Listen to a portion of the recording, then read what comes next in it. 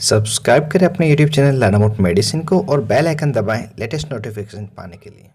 स्वागत है दोस्तों एक बार फिर से आपके अपने YouTube channel learn about medicine में, जहां आप पाते हैं दवाइयों के बारे में संपूर्ण जानकारी। दोस्तों आज की इस वीडियो में हम एक एंटीबैक्टीरियल मेडिसिन के बारे में सीखेंगे जिसका नाम क्लोरामफेनिकोल है। इसे हम एंटीबायोटिक मेडिसिन भी कहते हैं। क्लोरामफेनिकोल एक ब्रॉड स्पेक्ट्रम एंटीबायोटिक मेडिसिन है जो कि बैक्टीरिया के प्रोटीन प्रोडक्शन को रोककर उसकी ग्रोथ को रोकता है और इन्फेक्शन को खत्म करने का कार्य करता है।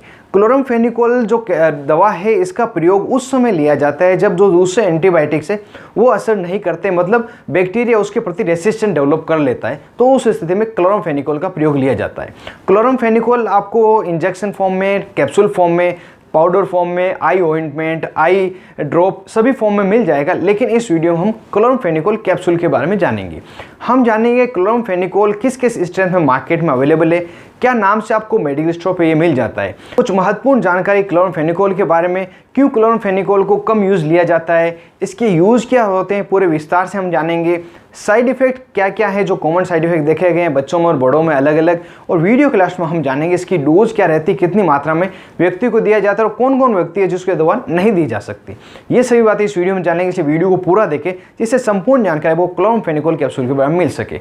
साथ ही वीडियो को जरूर से लाइक करें और चैनल को सब्सक्राइब करना नहीं भूलें। मैं हूं आपका दोस्त मोहित और आप देख रहे हैं अपना YouTube channel learn about medicine. चलिए आज भी कुछ नया सीखते हैं।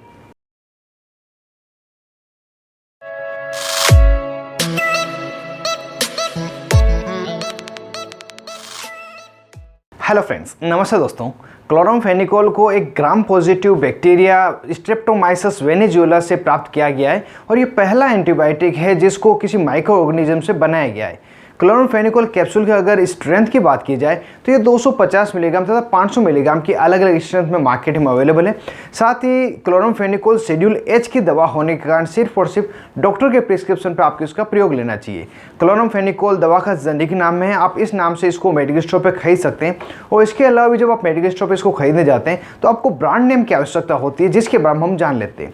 इसके कुछ पॉपुलर ब्रांड है जिसमें सबसे पॉपुलर पैरेक्सिन कैप्सूल है जो कि एबॉट फार्मा द्वारा बनाई जाता है। और यहाँ स्क्रीन पर आप देख पा रहे हैं इसमें जो बोल्ड अक्षर में पैरेक्सिन लिखा गया है ये दवा का ब्रांड नेम है, ऊपर जो बारीक अक्षरों में क्लोरामफेनिकोल लिखा गया है ये दवा का जेनेरिक नाम है। जो ब्रांड नेम होते हैं, जो बोल्ड नेम है, ये कंपनी से कंपनी अलग अलग हो सकते हैं, लेकिन जो जेनेरिक नाम है दवा का वही रहेगा जो कि बीमारी को ठीक करता है। अगर पैरेक्सिन के अलावा दूसरे ब्रांड नेम की बात की जाए तो रेक्लोर कैप्सूल, OPF कैप्सूल, वेनेकोल कैप्सूल और वेजेनिल कैप्सूल, ये कुछ इसके पॉपुलर ब्रांड है जो मैंने बताए हैं। और दोस्तों ब्रांड कोई भी हो, लेकिन जो मूल नाम है दवा का क्लोरामफेनिकोल होना चाहिए, जो आपको इजीली अवेलेबल हो सके, जो सस्ता मिले आपको, आप उसे खरीद सकते हैं। दोस्तों क्लोरामफेनिकोल से जुड़ी कुछ अन्य जानकारी जानने से पहले मैं आपको इसकी सावधानी बताना चाहूँगा जो कि आपके लिए जानना बहुत ही जरूरी है, और इन्हीं कारण से इस क्लोरामफेनिकोल कैप्सूल को कम प्रयोग में लिया जाता है।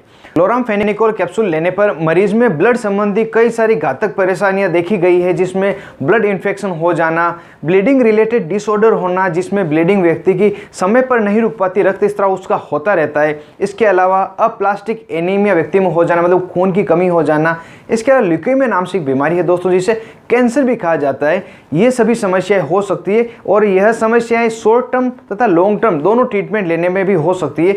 इसलिए जब भी आपको डॉक्टर क्लोरामफेनिकोल कैप्सूल प्रेस्क्राइब करें तो आप नियमित रूप से अपने ब्लड की जांच करवाते रहें, जिससे कि आपको यह पता चल सके आपके ब्लड में किसी प्रकार की समस्या हुई है या नहीं हुई है। और इसी कारण से इन्हीं जो वार्निंग से जो ये समस्या है, इसी कारण से क्लोरामफेनिकोल कैप्सूल को कम प्रयोग में लिया जाता है और इसे बिना डॉक्टर के सलाह आपको बिल्कुल ही प्रयोग में नहीं लेना होता है। दोस्तों आगे के पार्ट में हम इसकी यूज़ को जान लेते हैं, क्या क्या यूज़ है क्लोरामफेनिकोल के। जैसा कि ब्रॉड स्पेक्ट्रम एंटीबायोटिक मेडिसिन है तो इसका जो मुख्यतः प्रयोग है टाइफॉइड फीवर को ठीक करने के लिए किया जाता है, जिसे हम टाइफॉइड भी कहते हैं। ये एक प्रकार का बुखार है, इन्फेक्शन जिसे हम कह सकते हैं, जो कंटामिनेटेड फूड तथा कंटामिनेटेड वाटर से होता है। और इसके अगर लक्षणों की बात की जाए तो इसमें व्यक्ति को थोड़े माइल्ड से लगाकर सीवियर फीवर आएगा, ये 3 दिन से लगाकर 30 दिन भी हो सकता है। इसके अलावा व्यक्ति को भूख नहीं लगना, उल्टी होना, पेट में दर्द होना, सिर में दर्द होना, ये कुछ समस्या होती है। इसके अलावा व्यक्ति के शरीर पे लाल लाल आपको ब्लिस्टर या चकत्ते दिखेंगे जो आपको सिर पे, चेस्ट पे या थाइज पे कहीं पे भी हो सकते हैं। ये इसके कुछ मुख्य लक्षण हैं। यदि ये टाइफाइड फीवर व्यक्ति को होता है तो क्लोरामफेनिकोल इसमें फर्स्ट चॉइस मेडिसिन डॉक्टर की है। इसके अलावा मेनिंजाइटिस नाम की एक बीमारी है दोस्तों, इसमें व्यक्ति की जो स्पाइनल कॉर्ड है और जो ब्रेन है इसमें स्वेलिंग आ जाती है, जिस कारण से अगर लक्षणों की बात करें तो सिर दर्द होना, बुखार आना, साथ ही गर्दन में अकड़ रहना, ये समस्या व्यक्ति को होती है। तो उस समय में भी क्लोरामफेनिकोल कैप्सूल डॉक्टर द्वारा दिया जाता है। अगले अगर बीमारी की बात की जाए तो कोलेरा नाम से एक बीमारी, जिसे हिंदी में हम हैजा कहते हैं, जो कि एक इंटेस्टाइन की बीमारी है। इसमें व्यक्ति को बहुत ही ज़्यादा दस्त लगती है, उसको उल्टी होती है, मांसपेशी में उसके मरोड़ रहेगा जिसे मसल्स क्रैम्प्स कहते हैं, और बहुत ही ज़्यादा दस्त लगने पर व्यक्ति में डिहाइड्रेशन मतलब पानी की कमी हो जाती है, उसको इलेक्ट्रोलाइट इम्बैलेंस हो जाता है और उसे बहुत ही कमजोरी सी फील होती है। तो उस समय ये क्लोरामफेनिकोल कैप्सूल डॉक्टर द्वारा प्रिस्क्राइब किया जाता है। और जब ये कैप्सूल दिया जाता है तो उसके साथ में बहुत ही ज़्यादा पानी पीने की या लिक्विड लेने की उसको सलाह दी जाती है, और ओरल रिहाइड्रेशन साल्ट जिसे हम ORS कहते हैं, इसको भी पीने की उसे सलाह दी जाती है। और अगर बहुत ज़्यादा प्रॉब्लम होती है तो जब इसका क्लोरामफेनिकोल का इंजेक्टेबल यूज़ किया जाता है तो उसमें फ्लूइड भी साथ में दिया जाता है।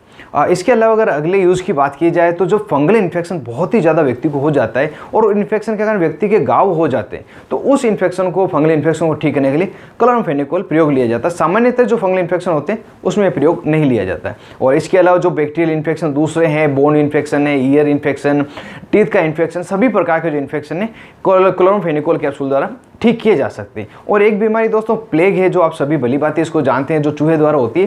पहले के टाइम में इसका प्रयोग लिया जाता था, हालांकि इन दिनों में प्लेग बीमारी देखने के लिए नहीं मिलती है। तो दोस्तों इसके यूज़ थे, और हो सकता है जो मैंने यूज़ बताए इन सभी के अलावा डॉक्टर अपने एक्सपीरियंस से किसी और बीमारी में क्लोरामफेनिकोल कैप्सूल का प्रयोग ले।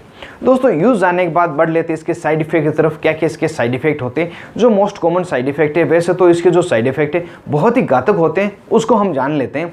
बोन मेरो सप्रेशन सबसे बड़ा इसका साइड इफेक्ट है, जिसके कारण व्यक्ति की डेथ भी हो सकती है। इसके अलावा नोजिया रहना, ब्लीडिंग रिलेटेड कुछ डिसऑर्डर हो जाना, व्यक्ति के मुंह में, जीभ पर और होंठ पे स्वेलिंग आ जाना, व्यक्ति को दस्त लगना, और जो मैंने वार्निंग में समस्याएं बताई थी, खून से संबंधित एनीमिया हो जाना, ल्यूकेमिया हो जाना, ये भी इसके साइड इफेक्ट के अंतर्गत ही आती है। ये सभी एडल्ट में साइड इफेक्ट देखे गए। और यदि बच्चे में इंजेक्शन या कोई कैप्सूल ओरल प्रिपरेशन प्रयोग ली जाए तो उसमें जो सबसे बड़ा जो घातक साइड इफेक्ट है वो देखने के लिए मिलता है। ग्रे बेबी सिंड्रोम नाम की बीमारी बच्चे को हो जाती है, जिसमें जो बच्चे का पेट है वो बहुत ज़्यादा फूल जाता है, उसको भूख नहीं लगती, बच्चे को दस्त लगती है, स्किन ग्रे कलर की हो जाती है, हार्ट रिलेटेड प्रॉब्लम उसको होती है, ब्लड प्रेशर उसका लो रहने लग जाता है। ये कुछ समस्याएं होती है और ये इसके साइड इफेक्ट में देखी गई है। और इसी कारण से साइड इफेक्ट को कम से कम करने के लिए जो डॉक्टर है इसका जो ट्रीटमेंट है शॉर्ट टर्म रखते हैं, लेकिन कई बार शॉर्ट टर्म ट्रीटमेंट में भी व्यक्ति को इसके साइड इफेक्ट देखने के लिए मिलते हैं।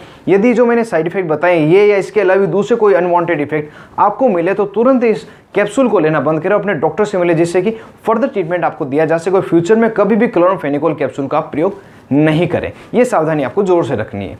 अब वीडियो के लास्ट के पार्ट में हम जान लेते हैं क्लोरामफेनिकोल कैप्सूल की डोज क्या है, कितनी मात्रा में दी जाता है।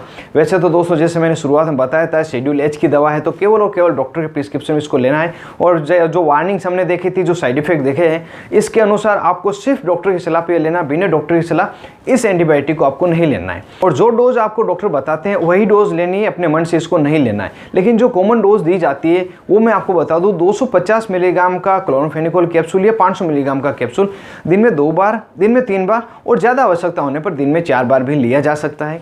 और इसे खाने के पहले तथा खाने के बाद दोनों ही समय में लिया जा सकता है। और इसकी अगर ड्यूरेशन की बात की जाए, कितने दिनों तक लेना होता है, ये सिर्फ डॉक्टर प्रिस्क्राइब करते हैं जैसे पेशेंट को आवश्यकता होती है। और अगर इसके वेट के अकॉर्डिंग डोज की बात की जाए तो एडल्ट के लिए 50 मिलीग्राम प्रति किलोग्राम के अकॉर्डिंग पर डे उसको फिर डिवाइडेड डोज में दिया जाता है। अगर एग्जांपल से मैं आपको समझाऊं, अगर कोई व्यक्ति है जिसकी वजन है 60 किलोग्राम तो 3000 मिलीग्राम प्रतिदिन उसको क्लोरामफेनिकोल देना होता है। तो 750 डिवाइडेड डोज में 3 से 4 अलग अलग डोज में उसको डिवाइड करके देते हैं। इस तरह से इसकी डोज डॉक्टर कैलकुलेट करते हैं। और बच्चों में 12.5 मिलीग्राम से लगाकर 25 मिलीग्राम प्रति किलोग्राम प्रतिदिन डिवाइडेड डोज में दिया जाता है। हालांकि दोस्तों इस डोज जो कैलकुलेशन है डॉक्टर आपको करके देते हैं, उससे आपको बिल्कुल कन्फ्यूजन नहीं होना है। मैंने सिर्फ और सिर्फ यहाँ पे आपके नॉलेज के लिए बताया किस प्रकार की इसकी डोज दी जाती है। और अगर प्रेगनेंसी में बात की जाए तो यह जो दवा है प्रेगनेंसी में सामान्य रूप से नहीं दी जाती, लेकिन जो लास्ट मंथ है उस समय डॉक्टर को बहुत ही ज़्यादा आवश्यकता महसूस हो तो ये लास्ट मंथ में क्लोरामफेनिकोल कैप्सूल मरीज को दिया जा सकता है। इसके अलावा अगर ब्रेस्ट फीडिंग मदर है तो उन्हें दवा नहीं दी जाएगी। कोई व्यक्ति है जो लीवर या किडनी संबंधित कोई बीमारी है, ब्लीडिंग रिलेटेड डिसऑर्डर किसी व्यक्ति को है तो उसे भी ये दवा नहीं दी जाएगी। साथ ही बिना डॉक्टर की सलाह आपको क्लोरामफेनिकोल कैप्सूल का प्रयोग नहीं करना है, ये आप विशेष तौर से ध्यान रखें। तो दोस्तों, कंप्लीट इन्फॉर्मेशन मैंने क्लोरामफेनिकोल कैप्सूल के बारे में आपको बता दी है। उम्मीद करता हूँ आपको बहुत नई जानकारी मिली होगी, साथ ही वीडियो आपको जोर से पसंद आया होगा। और यदि आपको वीडियो पसंद आया तो जरूर इसको लाइक करें और ज़्यादा से ज़्यादा इसको शेयर करें जो किसी और की भी ये काम आ सके। और अभी तक आपने अपने YouTube channel learn about medicine को सब्सक्राइब नहीं किया हो तो नीचे दिए गए रेड बटन को दबाकर जोर से सब्सक्राइब करो। जो पास में बेल आइकन है इसे जरूर दबाएं, जो आने वाली वीडियो की नोटिफिकेशन सबसे पहले आपको मिले, सबसे पहले वीडियो देख पाए। आप अपने दोस्त मोहित आदि के साथ देख रहे थे अपना YouTube channel learn about medicine. Thank you friends, take care and be careful medicine users.